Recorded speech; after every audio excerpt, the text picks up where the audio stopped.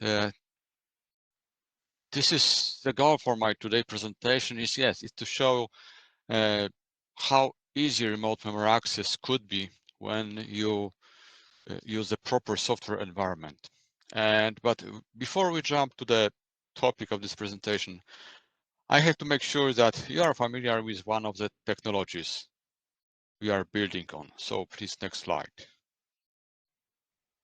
I hope that some of you have already heard about persistent memory, but for those who didn't know yet, the persistent memory is a memory. It means you can access data without any caching required for traditional storage, and data is byte addressable. Traditional storage allows accessing memory in kilobytes or megabytes blocks, where here, as with any memory, you can read and write virtually a single byte. What makes this memory persistent is that its contents do not disappear after the power cycle. It is why the persistent memory is somehow like storage, but it also shares some characteristic of memory. More about persistent memory you could find on pmm.io website. You can find there even a ready-to-use development kit and many valuable examples. Finally, there is also a free ebook. If you are interested in persistent memory, I recommend reading it. So please, let's move further with next slide and move a little bit closer to the topic of today's presentation. So persistent memory as a new technology requires a completely new programming model. Storage Network Industrial Association defined so-called persistent memory programming model. The model defines two steps an application should follow to make data persistent. It should first write the data, and after that, it should use a separate command to ensure the data is flashed from CPU cache to the so-called persistency domain. The model like that applies to local persistent memory access, but a similar approach should be followed when we're implementing remote persistent memory access. We distinguish two persistent methods when using RDMA protocol. Please, next slide.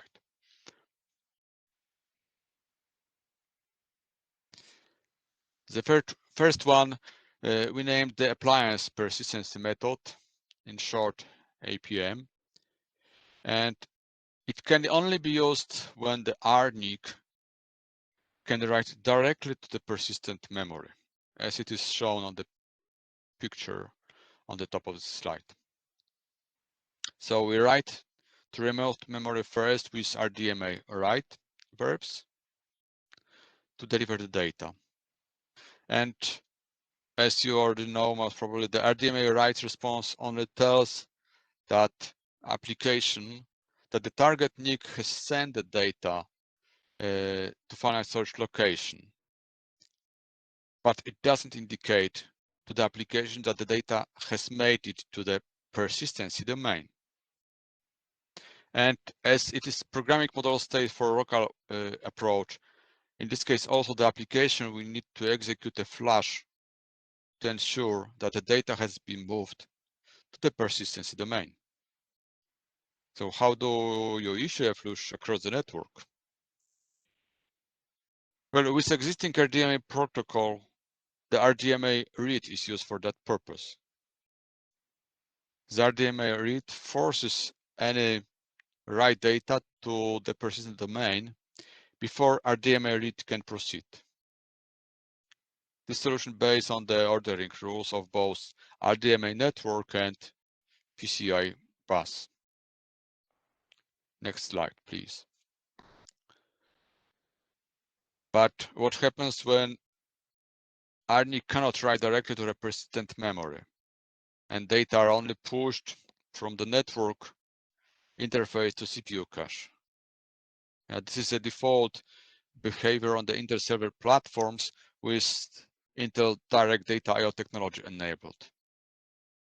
So here comes the second method. We call it general purpose server persistency method. In this case, we need an application on the target system that is responsible for data persistency assurance.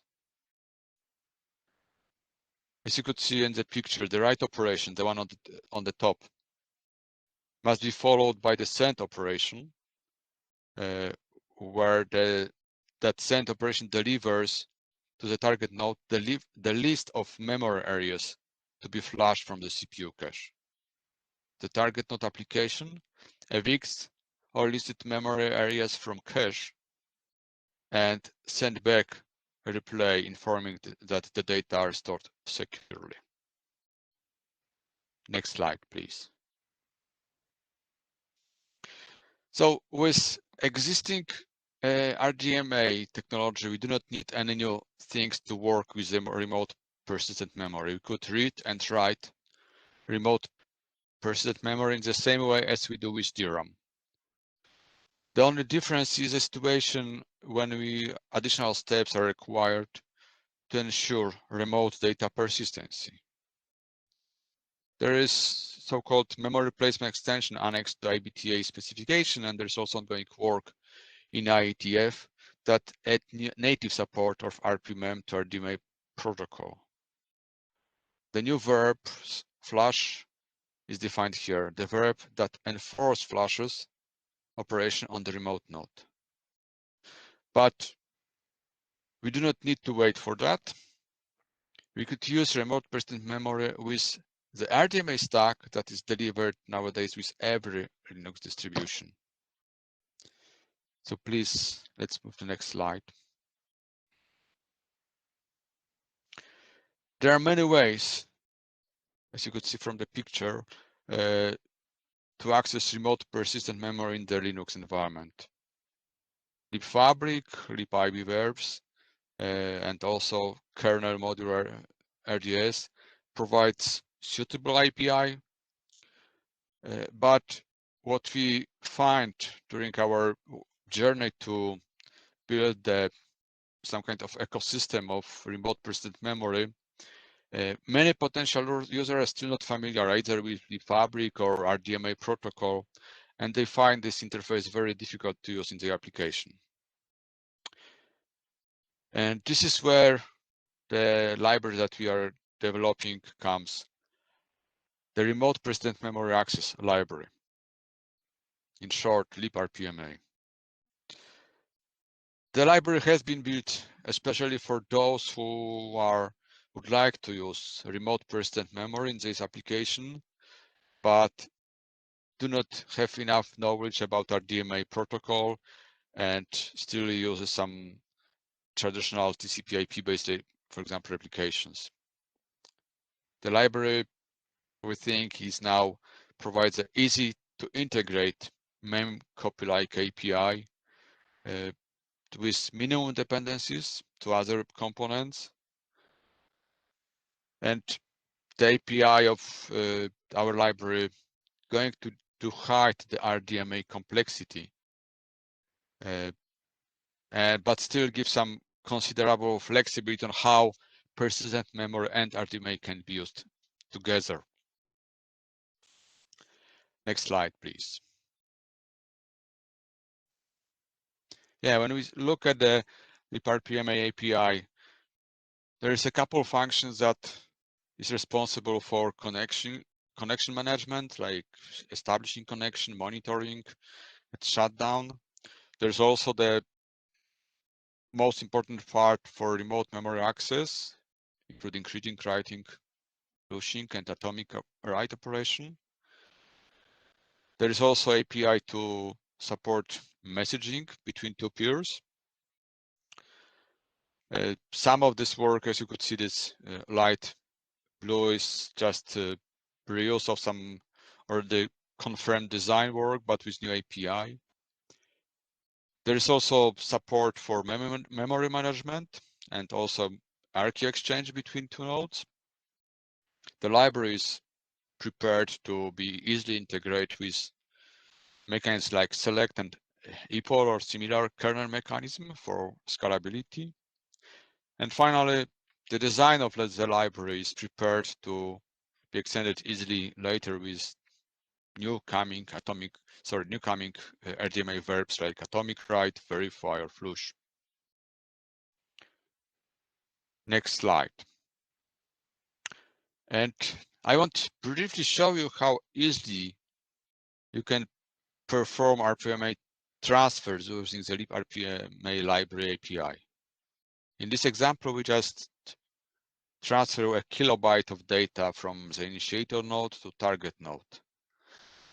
And as it is defined here also in RDMA, before you can perform any transfer between nodes, you have to register the memory entries you want to perform the transfer. Every memory registration covers a memory region starting from the specific virtual address and of a specific size. Every memory registration has also a specific usage.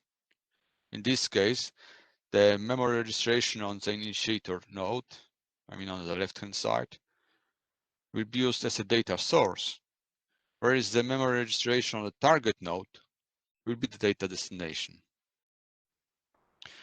Moreover, the second one also has to be flushed after the write operation to guarantee written data to the persistency domain.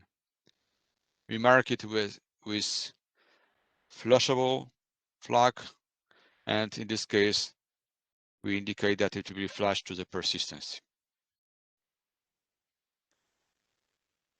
The memory registration IP call, when succeed, will create a memory registration object, which we will use later to perform remote operation. Next slide, please. And the rest of the write operation is done on the initiator node. First, you must perform a write operation. You must provide two memory registration, the source and the destination. For each of provided memory registration, you can independently set offset, which the operation will start. For the operation, you have to also set the how many bytes will be transferred. And the last but not least, you have to inform the library whether we expect a completion from this operation. And in this case, I prefer a completion to appear only on error situation. Next slide, please. And secondly, you must perform a flush operation to guarantee the data's persistency on the target node. So you want to flash a memory registration. You have just written starting from the offset provided in the previous call. And we also defined that we would like to flash the whole data that had been written before. You have to choose the type of the flash you want to perform, and then in this case, this is persistent flash. And unlikely for the write operation, it's good to have a completion for flash, just to be notified when data on the target node is persistent. The user provided identifier, the last one in this call, will allow you to recognize the completion of the specific operation. After the flush, you have to wait for the completion using other simply API calls. And that's it. We together just made the first Rpma operation sequence, and the data now are on the target node is persisted. Next slide, please. That was a part of one of the examples delivered with the library. You can find much more of them in the library repository. they could find on the GitHub. They are organized intentionally to guide you step by step from the most essential and straightforward operations like connection setup to the most advanced like multiply connections handling or this general purpose server persistency method implementation. This set of examples can also be utilized as a kind of remote persistent memory tutorial. Next slide, please. So let's take a brief look at another example, connection setup.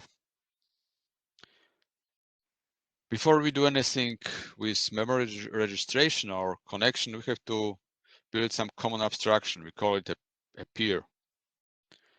And the peer object is also the one who stores libIb verbs context that will be later on used for RDMA communication. Please, next slide. Having the peer object, we are ready to build connection. The procedure is simple and is very similar on both the active and the passive connection end. On both sides, at least an address and a port must be provided by the application.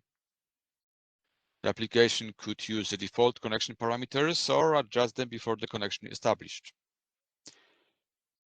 A separate API call is used to get an event indicating that the connection has been established.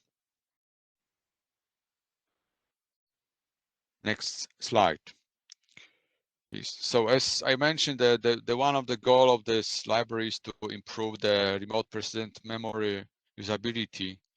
To make API simple for people, we try to provide a similar APIs regardless of what connection end you are using. So as you could see, this is also similar valid for not only for connection establishing, but also of disconnecting. Next slide, please. So one comment about this most advanced or most complex general purpose server method example, that you may ask why it is not a part of the library. So we decided that based on our experience with and discussion with customers, as GPS PM method utilize send and receive services, we find it that it will be easier for application to integrate the GPS PM algorithm together with proprietary or custom remote procedure code that almost every application already have. And also from the opposite side, it's easy to extend this GPS PM method with some application-specific actions that could be connected to the data transfer. So next slide, please. So this is where we are now. The library was released a few months ago with a listed feature. The majority of them has already been mentioned by me in the previous slide. So here I would like only to point the logging system that we built as a part of the library. And in a very short message, the librpma log message that are stored in the syslog or in the standard error output should be the first place to search for root cause if you have any problem with remote persistent memory access. Syslog and standard error output are default destination for diagnostic information, but with a very nice and simply an API extension, the logging mechanism could be easily integrated into an application-specific logging subsystem. Next slide, please. There are already few confirmed cases where the library is already used, either as a directly or as a reference solution.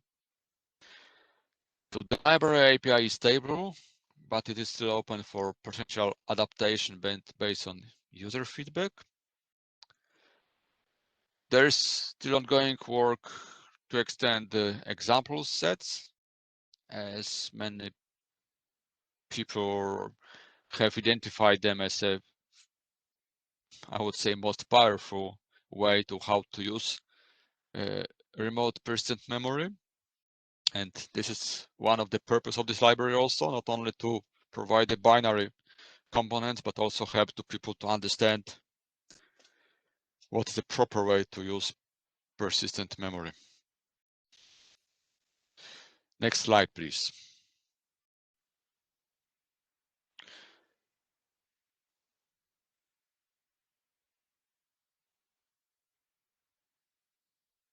Yeah, so the library is a core of the development environment.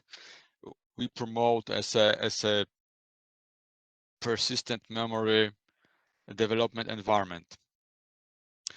And many people ask about the remote persistent memory technology performance and the way how they could benefit from the performance. And for that purpose, together with the library, we developed a complete development benchmarking environment for those who are interested in performance numbers. For FIO engine, that's the core of this environment, together with benchmarking manuals, how to tune, how to build, how to set up the benchmarking environment, and also with a set of scripts allows almost everyone to measure remote persistent memory performance from different perspectives. Next slide, please. So the benchmarking tools covers the area where we collect the data to CSV files, then set of scripts that could be used for some pre-analysis of the data or partial analysis, up to scripts that create the complete performance report for the given configuration. Everything is for free, everything is open source. You do not need to wait for anybody to provide you the performance results, even us. You can just run benchmarking process by yourself. And well, all you can find in the Rpma repository. So next slide, please. So just as a summary, the Rpma library that, in our opinion, should help you to use in a very easy way remote persistent memory, it's available for you as an open source library. You can easily access the documentation and the source code. You can try with all our examples. You can try to our benchmarking environment. And what I would like to emphasize, that you do not need any dedicated server with persistent memory, and you do not need even RDMA network to start it. All the examples and all what we delivered could be done on whatever desktop environment that is only required to start your, I would say, adventure with remote persistent memory. So you are welcome to use the software, to give your feedback, to find it useful for your further development. So that's all. Thank you for your time, for your audience. And I'm also happy to answer your questions now. Thank you, Tomasz. Any questions for Tomasz? We have 5 minutes to take questions. Go ahead. We go into break after this, so it's a good time to ask questions.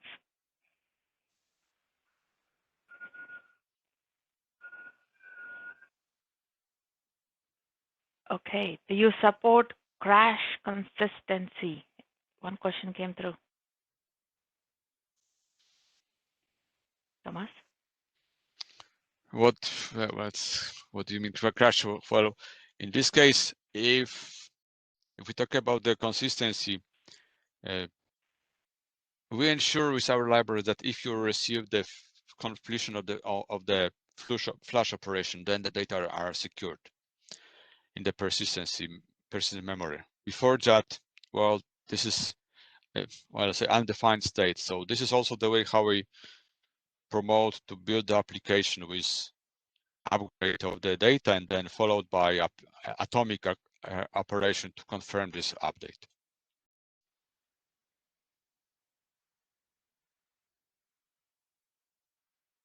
Jai, does that answer your question? Feel free to please go ahead and talk. And Dai, you also can bring up your question.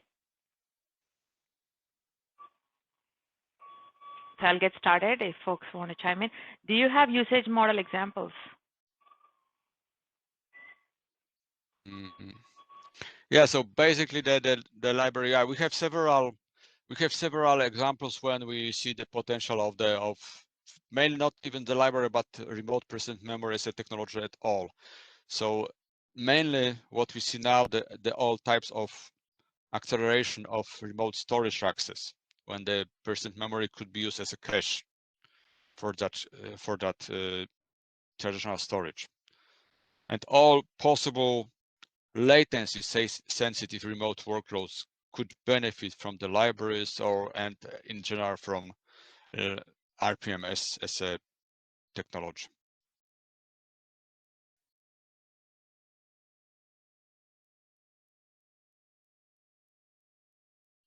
All right, thank you. Other questions? Thoughts, comments? All right, thank you, Tomasz. So we head into break now, and we come back here at 10 o'clock.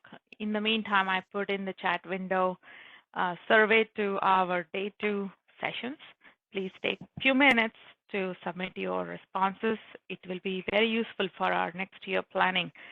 And then the website should have presentations from yesterday, the videos and the PowerPoint slides. Today, we also target to post all the content by end of the day. If there are any other questions about contents missing or anything we can add to help you, please let us know. Other than that, we will meet you back here at 10 a.m. Pacific time and talk about the NCCL topic from Cornelius Networks, our new member company, and Gen Z Consortium also has a chat, and there is a Birds of Feather conversations between 11 and 12. So interesting talks. Stay with us, please. Talk to you soon.